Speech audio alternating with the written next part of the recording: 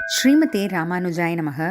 மூக்கம் கரோதி வாசாலம் பங்கும் லங்கயதே கிரிம் யத்கிருபாதமஹம் வந்தே பரமானந்த மாதவம்.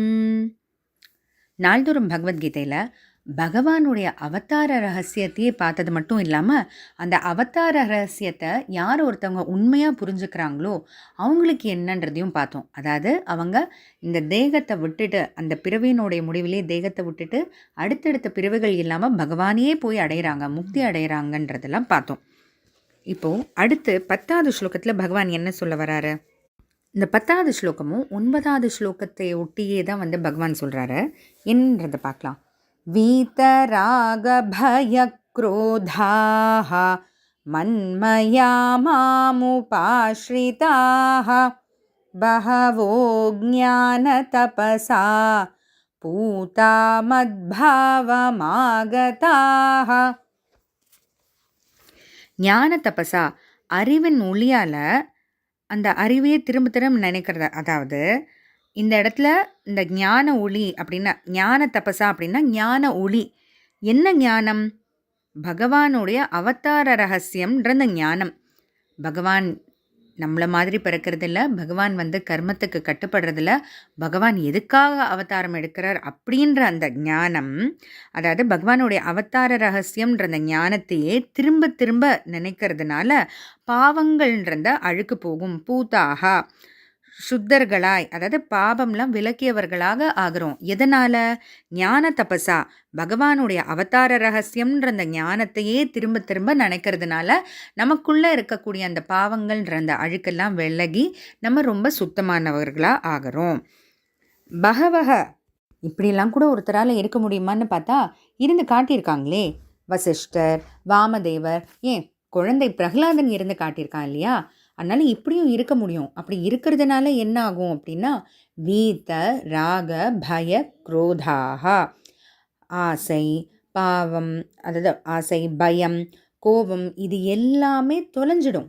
ஏன்னா பகவான் பற்றியே நினைக்கிறோம். அப்படி சுத்தமானவரான, புனிதமானவரான, பவித்திரமானவரையே நம்ம நினச்சிட்டு இருக்கிறதுனால நமக்குள்ள இந்த பாவங்கள், கோபம், பயம், சோகம், இந்த அழுக்கு எல்லாமே விலகிடும். விலகிட்ட பிறகு என்னாகும்? மண்மையா, என்னையே தன்னோட நெஞ்சத்தில் முழுசாக நினச்சிட்ருக்காங்க. எப்போதுமே என்னை பற்றியே நினச்சிட்ருக்காங்க. இப்படிலாம் யாருனாலையும் இருக்க முடியுமா? அப்படின்னா இருந்திருக்காங்களே. கிருஷ்ணனை எடுத்து வளர்த்த யசோதை தாய் இருந்திருக்காங்களே. குச்சேலர்னு சொல்லக்கூடிய சுதாமா இருந்திருக்காரே. உத்தவர் இருந்திருக்காரே. விதுரர் இருந்திருக்காரு. இவங்கெல்லாம் எப்போதுமே கிருஷ்ணரை பற்றியே தானே மனசுக்குள்ளே நினச்சிருக்காங்க. அப்படி நினச்சி என்ன ஆகுது? மாமுபாஸ்ரிதாகா, என்னையே நினச்சி நினச்சி நினச்சி வேறு எந்த சிந்தனையுமே இல்லாமல் போயிடுது. ஏன்னா அது ஒன்றுத்துக்கு மட்டும்தான் அவங்க மனசில் இடம் இருக்கா மாதிரி ஆயிடுது.